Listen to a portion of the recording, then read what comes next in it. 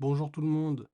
Donc, petite série de vidéos autour des sujets de bac mathématiques. Donc, pour commencer, on va faire le bac 2023, le sujet 1 posé en métropole. Donc, je conseille le site de la PMEP pour récupérer les sujets sous format PDF. Alors, commencez d'abord par résoudre les exercices que vous avez déjà abordés au cours de l'année et revenez vers les vidéos pour pouvoir vérifier vos réponses. Donc dans un premier temps, l'ensemble du sujet, 4 exercices, chacun sur 5 points. Exercice 1, ça tourne autour des probabilités conditionnelles et la loi binomiale. Exercice 2, étude de fonctions avec x carré et log de x, théorème des valeurs intermédiaires. Exercice 3, suite arithmético-géométrique, algorithme. Et enfin, exercice 4, géométrie repérée dans l'espace, ici en particulier dans un cube. Donc le sujet de la première vidéo, c'est l'exercice 1. Alors lisez-le. Dans un premier temps, vous avez les consignes. C'est un QCM. Ici, il n'y aura pas de mise au propre.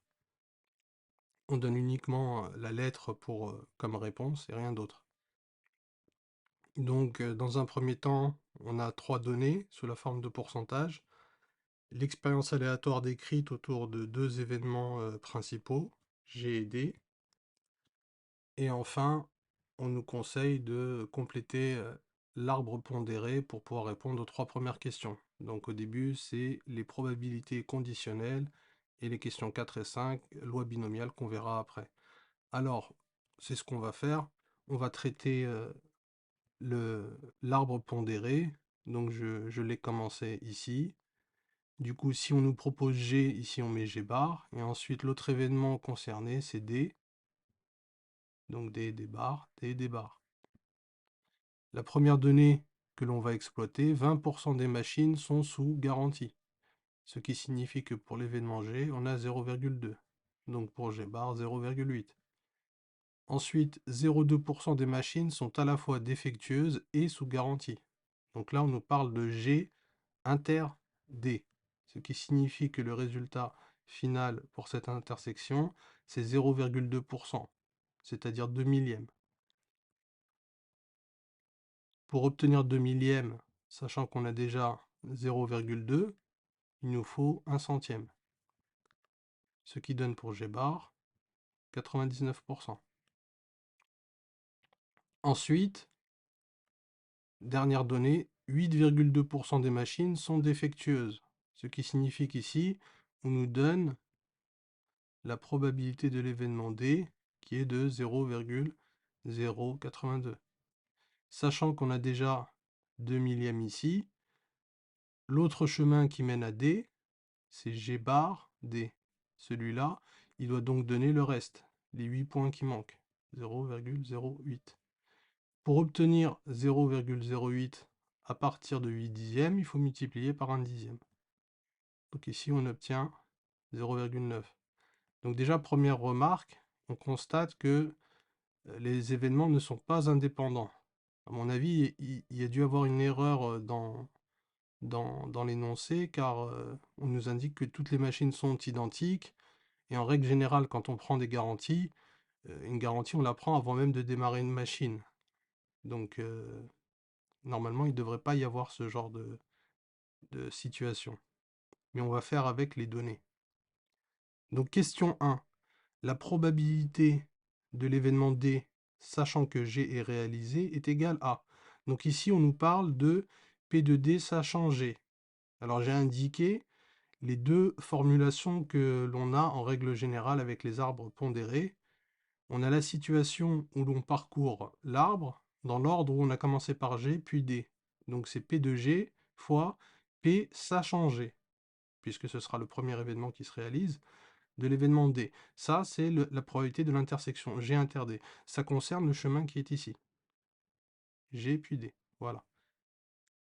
Ici, l'inconnu, c'est la probabilité conditionnelle. Donc on va plutôt utiliser la forme sous la forme d'une fraction. Mais c'est la même chose, hein.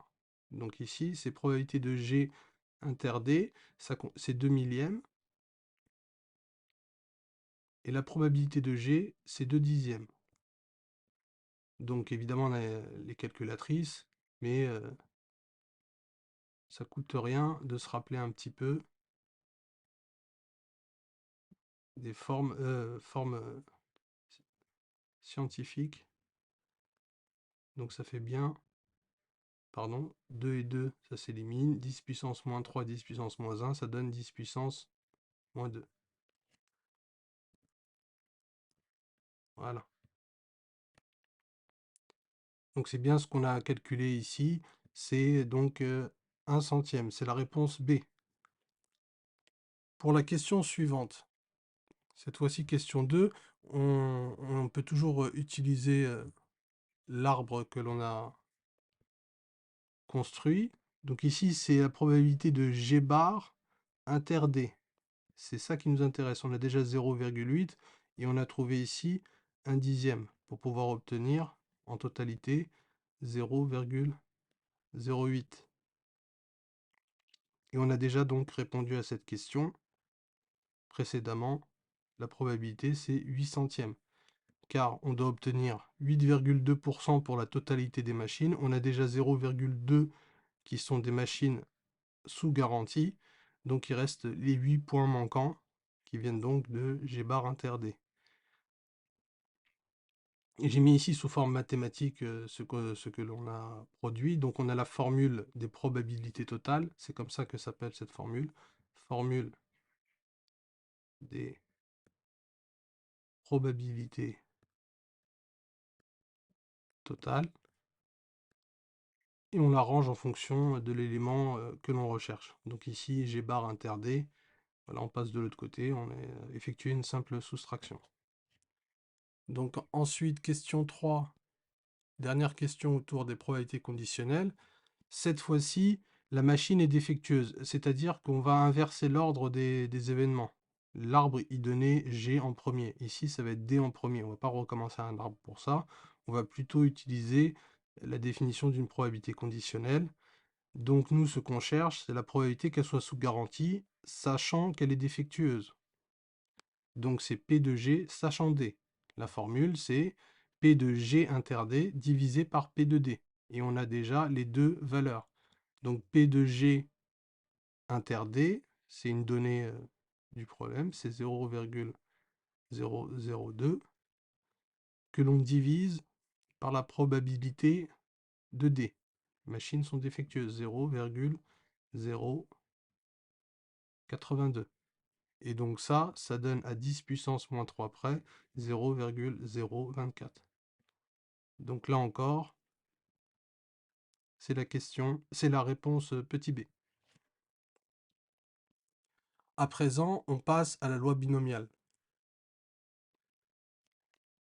Pour la question 4, on nous dit on prend n égale 50 et on cherche la valeur de p de x supérieur strict à 2. Sachant qu'on a n égale 50, l'événement x supérieur strict à 2, c'est x égale 3, x égale 4, etc. jusqu'à x égale 50. Donc hors de question de calculer tout ça. En règle générale, ici au bac, on vous pose des questions pour que vous puissiez utiliser la calculatrice. L'objectif, c'est d'utiliser l'événement contraire. Donc x supérieur strict à 2, son événement contraire, c'est x inférieur ou égal à 2, c'est-à-dire x égale 0, x égale 1, x égale 2. Et là, pour la majorité des calculatrices, on a une fonction pour calculer la probabilité que x soit inférieur ou égal à une certaine valeur k. Et donc pour les TI, c'est binôme frep npk. Il faut remplir n égale 50, p égale 0,082 et k égale 2. Pour la Casio, c'est binomial CD. Il y a une forme, une fonction similaire sur les Numworks. D'autres calculatrices sont programmées pour calculer directement p de x supérieur à une valeur donnée. Ça, il n'y a pas de problème. Mais là, je donne pour la majorité des étudiants. Donc, on complète, c'est 1 moins, et ensuite, on prend la valeur telle qu'elle est donnée par la calculatrice. Ou alors, pour les plus courageux, si vous voulez, je vous donne p de x égale 0, p de x égale 1 et p de x égale 2. Donc pour p de x égale 0, la formule, elle donne un coefficient binomial, ici il vaut 1, on a simplement pour P de x égale 0, donc 1 moins 0,082 à la puissance 50. Puisque P de x égale 0 signifie qu'aucune des machines n'est défectueuse. Et une machine est défectueuse que quand avec cette probabilité-là. Donc là, j'ai pris 1 moins cette probabilité-là. Plus ensuite n fois 1 moins 0,082 à la puissance 49. Multiplié par la probabilité 0,082 qu'une machine soit défectueuse, donc à la puissance 1. Plus enfin, et là il va falloir calculer le coefficient binomial 52, 1 moins 0,082 à la puissance 48 et 0,082, deux machines défectueuses à la puissance 2. Ça, c'est la totalité de P de x inférieur ou égal à 2. Donc c'est P de x égale 0, plus P de x égale 1, plus P de x égale 2. Donc voilà, tout l'intérêt d'avoir une calculatrice. Donc on obtient en fait, en tapant directement sur la calculatrice ou en effectuant la longue opération que je... qu'on a ici 0,2114. Ce qui donne à 10 puissance moins 3 près 0,789. Ce qui correspond à la réponse petit b. Donc on passe à la question 5, c'est un classique. Cette fois-ci, le paramètre n est notre inconnu.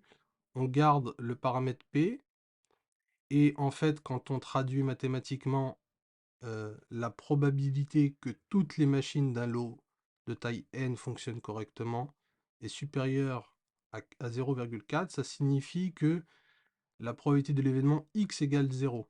Car x, c'est la variable aléatoire qui associe à chaque lot de n machines le nombre de machines défectueuses. Donc ici, il n'y en a aucune. Et il faut que cette probabilité soit supérieure ou égale à 0,4. D'accord? Donc, comme la probabilité, le paramètre petit p, c'est 0,082, et bien ici, il me faut 1 moins 0,082 à la puissance n.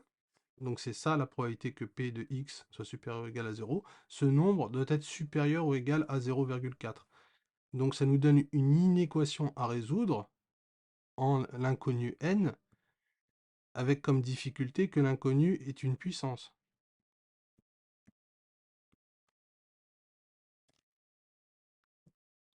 Donc il faut aussi connaître, ici dans son programme, l'utilisation de la fonction logarithme. Donc dans un premier temps, je simplifie. Ici, ça donne 0,918 à la puissance n, supérieur ou égal à 0,4. Il faut résoudre ça aussi par équivalence. Donc dans un premier temps, on applique la fonction logarithme.